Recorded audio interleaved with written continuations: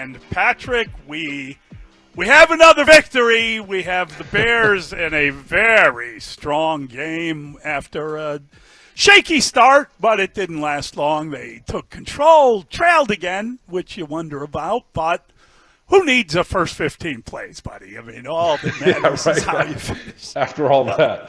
Hey, Mully, do we have a good team? I think they look good. I think they look like a 4-2 football team. Again, they're not playing, it's not like they beat the Chiefs today, but they won a game against another NFL team, and they did it in dominating fashion. And I think Bears fans should feel really good about the development of the quarterback, getting better every game, the development of the offense, the fact that this defense is top shelf, and whenever you can get your long snapper a couple touchdowns, I'm on board. How about that? We'll get to that storyline later. That's outstanding. But, yeah, I feel like they're a good team. They're doing what they need to do against these opponents. And, yes, Jacksonville, had that one drive where they gave up all the penalties and the drop balls as well. But the Bears look like a darn good football team. And they did it, too, without 3 DBs for most of the game.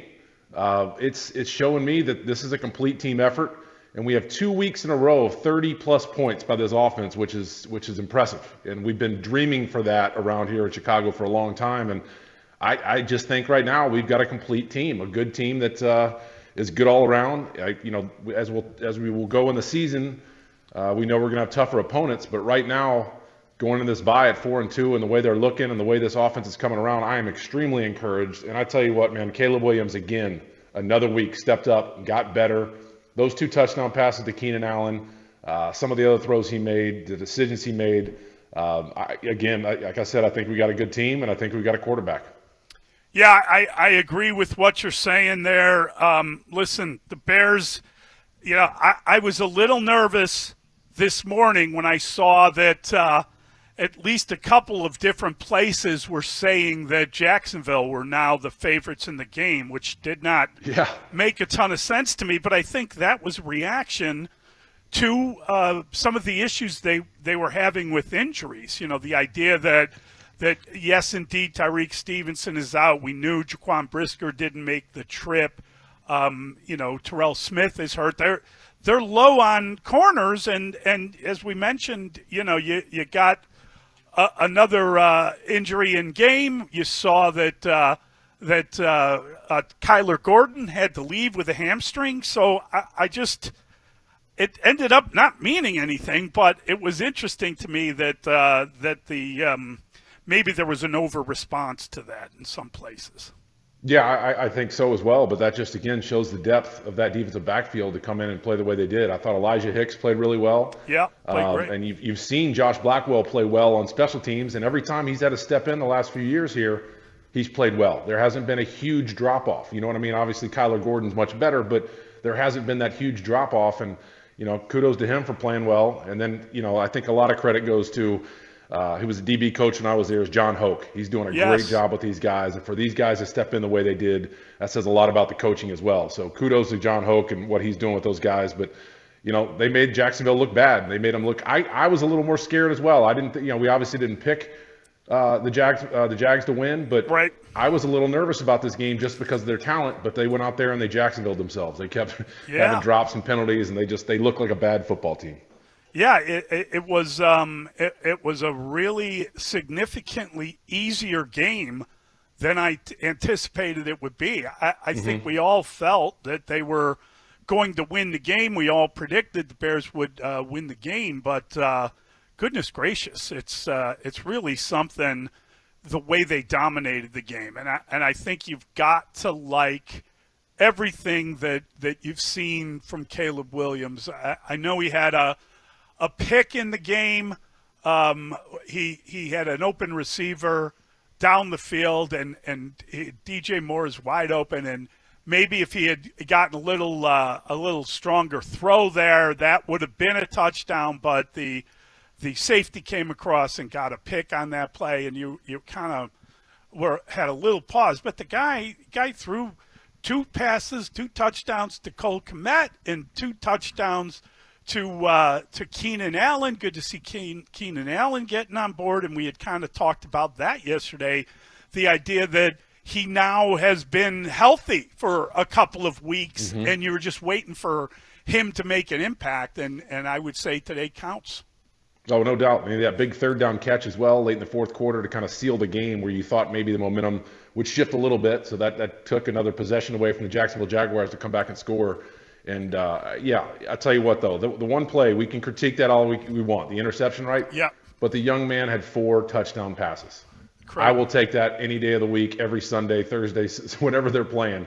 Like that stat line right there is great. 23 of 29, 226, 4 TDs, 1 interception. And they gave up 3 sacks. I think it was only for 5 yards. So that says, he didn't get in trouble doing some of his crazy scrambling, but he's been very, very efficient at that. And I thought overall, Mully, the O-line played pretty well against a D-line that had 2 pretty darn good pass rushers on the edge overall. So I thought they played pretty well. And obviously in the run game, they had another strong day with DeAndre Swift rushing, I think, for 5.7 yards per carry with 91 yards. So as much as we were all on this offense the first 2 weeks, it's amazing what they've done with this transformation into what they are now of being a 30-plus point team, which is again more credit to Shane Waldron. And I thought the running game was excellent. I thought DeAndre Swift had another good game. We had worried about him in the early part of the season. He took a few games to really show up, but he's been showing up, and he's been doing a good job. And, again, so much of this is quarterback play. I thought he played well again. I thought that the defense, they kept making a big deal of it on the broadcast that they had they talked to Tremaine Edmonds and asked him, hey, who's the best player on this defense? And he rattled off 7 guys. I think they have a lot of talent on the defense, and yes. I don't know that we understand how good they are top to bottom with that group because some of these backups had good games. It was a good thing to see the Bears be able to spread out the wealth a little bit and to play pretty good defense top to bottom. Again, under 20 points, right? And yeah. I know Jacksonville helped them out a little bit, but still, they're forcing some of those drops. They're forcing some of those issues. So a lot of credit to them. They're just darn good. They came out, what they said in the beginning of the year, they want to be a top 10 or top 5 defense. Right. Right now, they're looking like it. They're playing like it, and they're performing like it. But, Mully, we got to shift this conversation a little bit. We got to talk about the long snapper, Cole Kmet. We should say poor Scott Daly suffered a knee injury in the game. Yeah, it's unfortunate. And that was sad to see, and I hope he's okay. We'll get more information on him. But as you say, Cole Kmet pressed into action. Pat, you're the trained eye and the guy that knows what it looks like. I thought he did really well. I thought he was snapping the ball kind of right on target. You didn't feel like there was ever a point where they had to hold it different. There was any kind of change in the operation. I know he's a hell of an athlete. He played baseball at Notre Dame as well as football. But, man, that was impressive. He did a great job, and I think the laces were forward on all the snaps as well, which is impressive. So what that tells me, he honestly works at it. Like the backup normally doesn't have to work at it, but he's very good at it if he can do that, and then 2, he takes the craft serious. So I much respect for him stepping in and doing what he did. But I say this, the best thing is they never punted after Scott Daly got hurt. Wow. So there's a difference between, a punt snap and a field goal snap, a little different, Yes. Yardage and all that kind of stuff and being able to protect. But what I saw on the sideline, somebody posted on Twitter that he can snap and you call it vertical setting, like you're getting back, so you can block a guy in front of you. And he was doing some of his practice snaps doing that. I'm like, wait a minute, this kid's legit. Like he's a good long snapper as well. So that's it showed today. It's nice to have somebody that can come in and do that as a backup. And obviously now they have 2 weeks to find somebody else, which will help that position in Cairo as well. Yeah, no question about it. It was funny. After one of his touchdowns, he was going to celebrate. I think they were doing like a tea party, a continuous tea party of sorts. But he was trying to do a dance or something. They're like, no, you got to go snap. He had to cut his celebration short. But he did a great job. Happy for him, happy for this team, and just happy for us too, Mully. Happy for the city of Chicago that we actually get to talk about. We don't look like the Jacksonville Jaguars. Right. That's normally what we're talking about. We're talking about dumb penalties, drops, missed opportunities. Now we're talking about capitalization on plays, a potential franchise quarterback who is looking better and better each week as a rookie, and now is 4-2 as a rookie in this league. Yes. And I guess nobody's ever done that. And 4 touchdown passes, could have been 5, but they ruled Yes. DJ on the goal line on the one play. But regardless, and maybe he could have gotten 6 if he'd thrown for the pylon on that interception. That's true. But I mean, you got to feel really good about this team, and you don't have to convince me that they're beating teams that they should beat, but I'll take it. And I think 4-2, as you say, with a rookie quarterback, you're going to the bye week. I think it's all on the table. You can talk about winning seasons and playoffs and all that stuff. It really makes the next week a lot of fun. Yeah, it does, and they've kind of set themselves up, right? I think at 3-3, you'd be like, well, with the schedule coming up going forward, it doesn't feel as good. I think 4-2 says a lot with the bye week. Guys can get healthy, and then now you're in charge of your own destiny. You start to play your division. This is where you find out if you're really a good team and if you are a playoff team. So I would take 4-2 going into this bye week right now with a rookie quarterback and the progress I have seen. That's what's been impressive to me, just the progress, how they've just self-corrected themselves, and the defense just keeps playing well. So I'm extremely positive, extremely happy, and I'm glad they did what they did to the two teams in the past 2 weeks that they should have done. Put up 35 points, shut them down defensively. That's the sign of a darn good team. Let's get to the phone lines. We've got a ton of people who want to check in. We're going to get to all your calls. 312-644-6767. We'll start the conversation with Steven. He's in Detroit. Hey, Steven. Hey, how you doing, guys?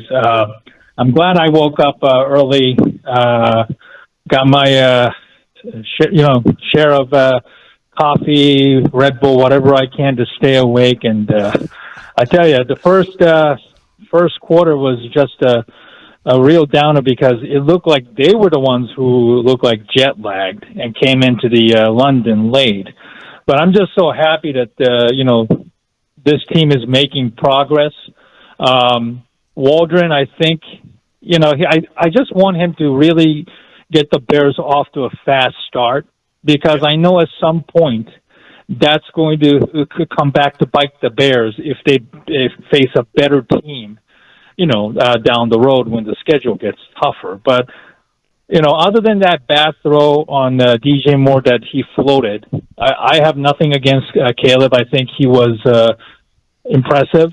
I like the fact that he always surveys the field before taking it off. And, moving forward, I just hope that, he has the ability to run, maybe not to the level of Justin Fields, but also, move around to just take off and, get some yardage so that he can avoid getting sacked or, at least gain something out of nothing. So, maybe first down, second down in long situations hopefully can be averted. And, I'm just so happy that the Bears get a bye, considering all the injuries now, and that so hopefully that the Bears can get a lot of people healthy and ready to go against Washington in 2 weeks. I'll hang up and listen, guys. Thanks, Steve. Thanks. Yeah, I thought he played a great game. I thought he played another great game. I think he's getting better. We know he's getting bossy. I think it's wonderful.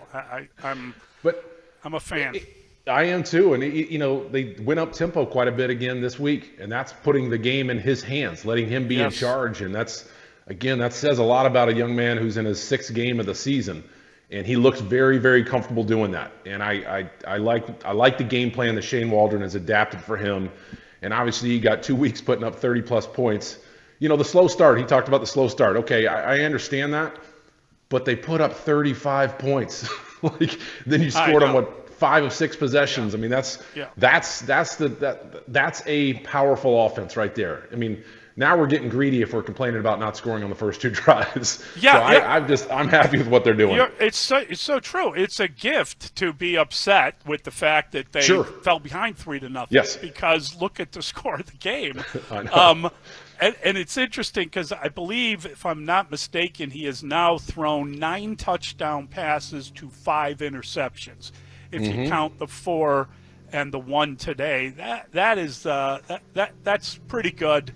The game against Washington will be really interesting because we're going to get a a view of Jaden Daniels, and we're going to see the two rookie quarterbacks face off, which is the two best rookie quarterbacks, I should say, face off, which is fun. It's just a great game. We got tons of time to worry about that. This is now about, the players will pretty much be off this week. I know that DJ Moore, they're heading home after the game. DJ Moore has already confirmed he will be on with us tomorrow morning at 8 a.m., which, oh, wow. I mean, is that unbelievable? They're That's gonna a pro fly right home there, from, man. He's a That is total a pro. They're flying home from London, and, and Stephen, I'm glad you got up and you got your coffee and you were ready to go, but why don't you get up regularly and you don't have to worry about sleeping in. I was up hours before the game started. Yeah.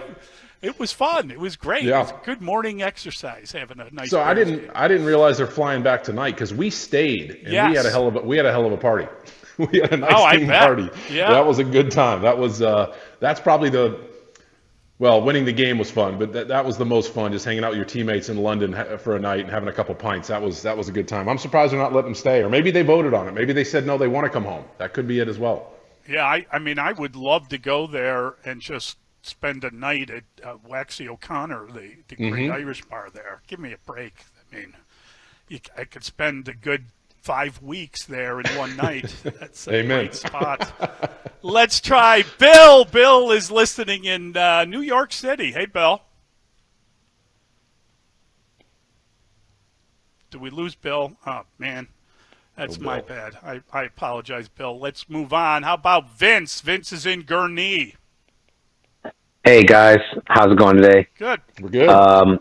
Great Bears win. It's such a Chicago storyline for Cole Kmet to be the long snapper. So Pat Mannelly, I couldn't be the only one who thought immediately about you as soon as it started. I appreciate it. So, but I was curious on you guys' thoughts. I was really happy with, I am really happy with DeAndre Swift's production, but sometimes I feel like he's getting the ball too much, and Roschon Johnson has been a great addition to the team when he got drafted. They lauded him as a leader, and every time he touches the ball, he's getting 4 to 5 yards per carry.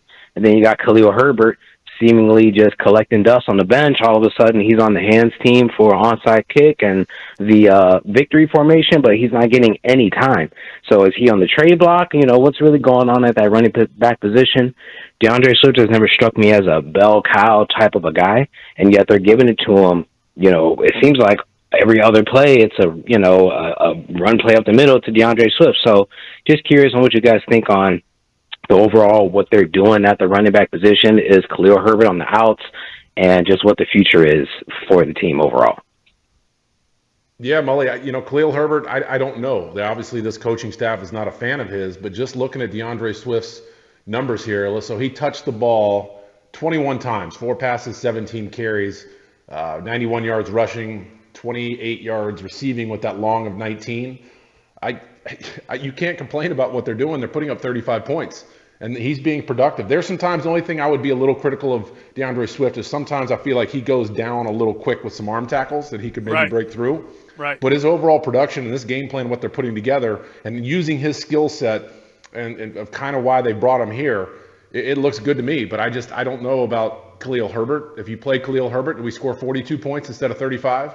I don't think he's making that big of a difference. I think just right now they like Roschon Johnson in pass protection as well. And, he's a different style runner than DeAndre Swift. So you have two different guys that I think they're using really well. And I think maybe just unfortunately Khalil Herbert is the odd man out now. But I think we talked about it last week that maybe an injury happens. And then you have great depth. You feel very comfortable putting in Khalil Herbert. So, again, that's credit to Ryan Poles and what he's done with this roster when people are calling about the backups not playing. Yes. He's still putting up 35 points. So these are good problems to have. This is a nice post-game show, a little different than the years past. We should feel really happy with having a post-game show like this. No doubt. Listen, DeAndre Swift in the beginning of the season, you just wondered, wow, was he in part a creation of the offensive line in Detroit, of the offensive line in Philadelphia?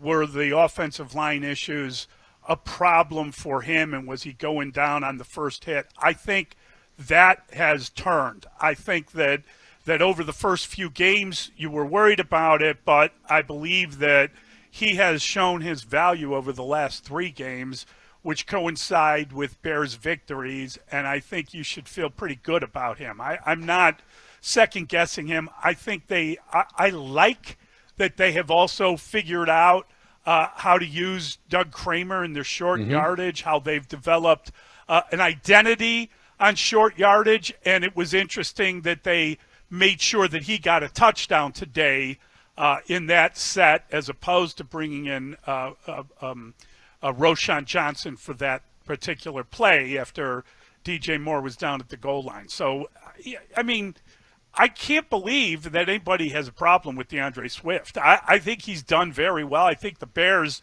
are on a nice roll, a 3-game winning streak, whomever they're playing. And did it help that that's like a terrible pass defense that they were against? I mean, goodness gracious, you don't have to look far to understand that that was a team that was allowing like 287 yards per passing game coming into this game. So, it's good to see the Bears hold up their end of it and throw for 4 touchdowns in a football game. I think you take that and run like a thief in the night. Yeah, now we got to give credit to the O-line as well, with DeAndre Swift averaging 5.7 yards a carry. I think they figured it out. I like the right side now with Pryor and Wright. They're pretty darn good in their double teams. They seem like they figured each other out. And it was interesting to see Nate Davis as a healthy scratch. He was. What's your take on that? What does that tell you? They're done. I think they tried to give him every possibility they could, and they just you have to save face as a coaching staff by not running him out there if he's not doing the right stuff during the week and performing. You can't just say because we paid him $10 million a year he's playing. You just as a coaching staff, you can't have that in the building. That rubs people the wrong way throughout the entire team. Yes. Defensive players understand it as well. So it's just it's another, as much as we give Ryan Poles credit, they're never going to hit on everything, but I think he missed on this young man, and it's unfortunate, but like he said, I think Coach Morgan, give him credit as well, the O-line coach, for figuring out the guys and getting them in the right spot, and getting Pryor in there who looked pretty good the last 2 weeks.